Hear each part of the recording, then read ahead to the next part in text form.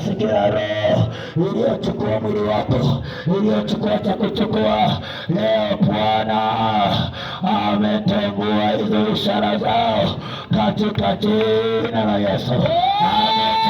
Ametengua hayo mapando yaliyopandwa katika jina la Yesu Kristo wa Nazareti aliye hai, katika jina la Yesu Kristo wa Nazareti aliye hai, katika jina la Yesu Kristo wa Nazareti aliye hai, katika jina la Yesu Kristo aliye hai, katika jina la Yesu Kristo aliye hai, katika jina la Yesu, katika jina la Yesu, in the name of Jesus, katika jina la Yesu Kristo wa Nazareti aliye hai. Amen.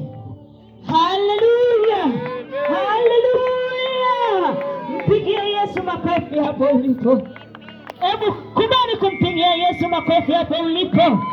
Mpigie Yesu makofi hapo ulipo. Manake unajua ya kwamba siku hii unayotumia kumpigia Yesu makofi, ipo siku ambayo utamkumbusha na kumwambia Bwana, nilikuwa shambani mwako, nilikuwa nikikupigia makofi, nikilitangaza jina lako. Hebu mpigie